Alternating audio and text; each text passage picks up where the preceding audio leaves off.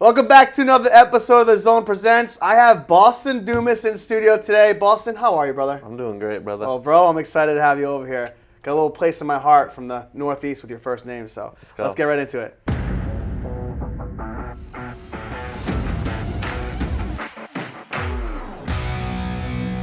So, Boston, how are you, bro? I'm doing good. Glad to be here. Yeah, man. Thanks for making the trip. I appreciate it. So, you're from Ogden, Utah. Born and raised. And now you're in sunny Florida. Sunny Florida. How the heck does that happen? Solar, baby. Right? So before solar, I know you had a little bit of experience in not just like a little bit of sales, but more importantly, you did a lot of like blue collar work, right? Yep. So you're 18 years old. You're finishing high school. What's Boston doing? I am living that summer up before I go to college. Not sure if I'm going to college or not. I played lacrosse in high school, and my goalie at the time that was a year ahead of me, he was going to a school out in Chicago, and so he recruited me. Horrible decision. You were a goalie too? No.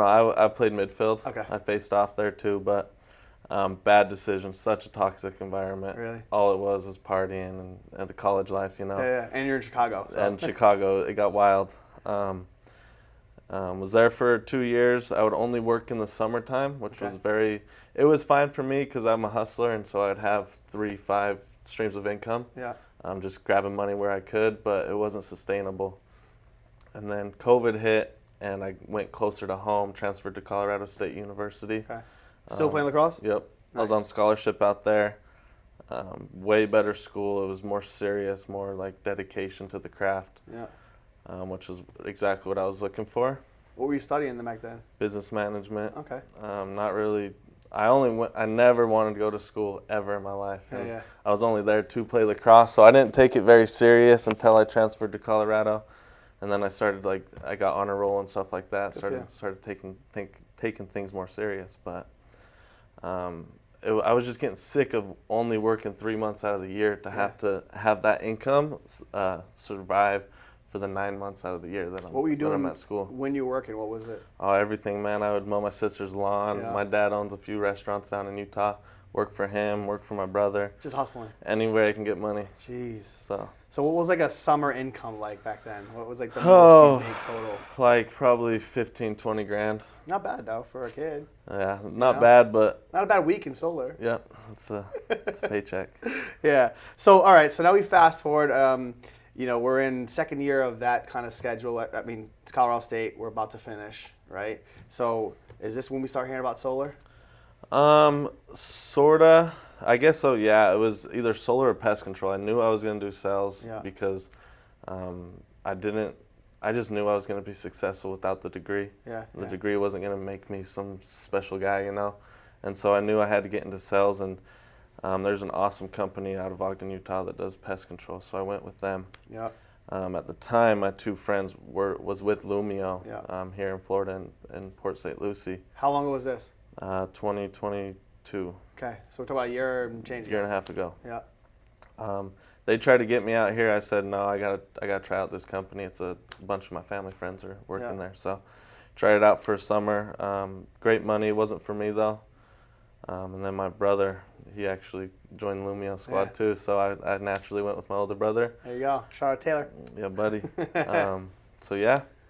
Very cool. So what really got you excited though? Because obviously, I know you were doing all right for that summer, but like then your brother comes over, and then like what stories really got you intrigued? Time freedom. That's what. So what was your schedule with the pest control company? What was that? Oh, it's 12 hours a day, 9 a.m. to 9 p.m. So you're softer now because of that, you'd say? No, I got the work ethic. Let's go, baby. Let's go. I'm still on the doors till 9:30 at night some nights, so it's like. You hear that, folks? Just because it's dark doesn't mean it's late, you know? That's right. And so you just got to keep grinding. But really, there was just no time for me. I'm a huge advocate of traveling. I travel the world, and in that job, there's no time for that. And yeah, a little bit of freedom here. That's exactly why I came here. Is you're making great money. Money's actually a byproduct of this job. If you keep chasing that money, it's just gonna be harder to grab. So I could have said it better myself. Don't look forward to the money. Just keep working, and eventually your bank account will be filled. Yeah, trust the process. We hear all the time. Exactly. And sometimes people think the process. It's overwhelming, and it's like it's really not that overwhelming once you stay strict to a schedule. Yep. And I think a lot of times people fail to do the schedule right, and I know you're pretty good routine. So what's your like routine daily right now? Wake up at 7:30. I'm in the gym by 8 o'clock. Out the gym by 9. Go home, make a quick couple of eggs. Then I'm studying from 11 to 2 o'clock. What are you studying usually? Usually solar. Yeah? Like I'm just a student of the game, and that's why I've had the success I've had. But Andy Elliott's he fires me up, man. I love him. But really, just any of solar, I will get videos from my manager and have him send me some so I can do what he's doing. Basically, the top dogs in the office, and just emulate that. I say it every week. Success leaves clues, guys. Proof is in the pudding. Yeah, it sure is, man. No need well, to that's reinvent good. So the wheel. I don't think everyone, is structured like that, so to speak, especially that 11 to 2 avenue. Has that always been your schedule, like your big morning guy? No, it wasn't my schedule until like my first 2 to 3 months out here. Yeah. I was sleeping in. I took advantage of the 2 p.m. meetings, and I was loving life. I was like, this is the best gig ever. So you get soft for a little bit. Just Yeah, a little bit? yep. Okay. But I know you're intense, so I just want to make sure it's okay sometimes. It wasn't sustainable. I got very complacent at that when Yeah. I was doing those things, and I knew something had to change. And hopping on your weekly trainings, you got to get that schedule. Thank you. Keeps my job, Yep. So, but I do want to talk about some stuff outside of the work, because I think like the work is the work, but there's also things that make you who you are and how successful you could be by being balanced, right? And so I want to talk about your BMX or your dirt bike riding, because I think that's really cool and unique. But you had a pretty traumatic instance, huh? Yeah, it was very traumatic. I've been riding dirt bikes since I was 4 years old. My whole family's ridden dirt bikes. My dad's parents actually passed away on a motorcycle. No way, dude. I'm so sorry. yeah, they got a head-on collision up a canyon. But so I pay. It's my honor to ride for them, Yeah. and so it's not going to stop me. Okay. Loved it growing up. Was racing in high school, and then started putting my focus towards lacrosse when I went to college. Yeah. And then one day we were just out at the track with my buddies. I got a brand new bike. There you go. We're ripping the track. It was the last lap actually, and I'm like, man, I'm gonna hit this triple. I hit the triple. What's a triple for the people at home? Triple is 3 jumps in a row, and so I overshot the triple. I overshot all 3 jumps and landed completely flat, and landed right on the handlebar. Got a gnarly scar. Got a gnarly scar. Still handsome though, brother. Handsome as ever. I was in the hospital for 7 days. I had a 4.5-hour surgery on my jaw. No way. There's a titanium plate from here to my ear that's holding me together. There's still motion in your. Yep. You have nerve damage or no? I ruptured the main nerve, so I don't have any filling in my bottom jaw. Well, if you ever gets hit, you'll be all right. You won't feel it. Yep. I'm waiting for the bar fights. Oh man, well that's cool. I appreciate sharing that. I think that's a pretty unique story that I think you need balance in life. So what are you doing now for balance outside of work? Really just helping others get what they want, so I can have what I want. You're Zig Ziglar, aren't you? Yes. 2.0. I like that. Good little reference. Having people under you and just they're only going to work as hard as you work, and so making sure you're doing the dirty work that no one wants to put in, and then that's where the success will come from. Yeah, we talked about it before we went on camera. It's like they're gonna do, your new people are gonna do 80% of the bad stuff that you do.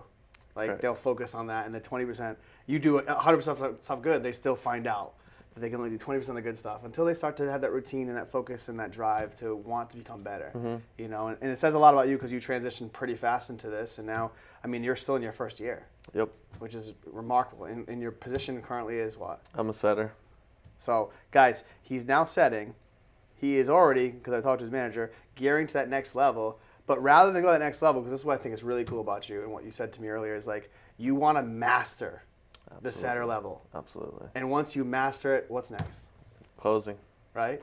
And I see it all the time, especially in the solar industry. You get these people that reach for that self-gen so quick, they forget how to set, and then they're just not keeping it simple, stupid on the doors and not getting appointments, and then they can't close deals. So Good point. go out there every day and get bills. Yeah, and guys, I think it's an admirable thing, but it's also the best way for you to execute and grow to the next level is by making sure that you master the foundation, which the foundation is always in setting. It always is, because you can always create when you're a setter. Yep, exactly. Right? And it's a little bit of the delayed gratification. I know how much money I could be making being a self-gen or a closer, but The money's gonna come. Yeah. It's not It's gonna. already coming. You look great. Exactly. Nice shoes. Appreciate it. Well, guys, I appreciate it. We have Boston in the studio. Boston, you have anything you want to say to the people back home? Any shout outs? Shout out to the Utah boys, 801. They keep me in it. That's so. right. Ogden, Utah. All right, guys. Thanks, Boston. Thank Appreciate it, you. brother. Appreciate you. All right, boys and girls. Here are your top setters from last week.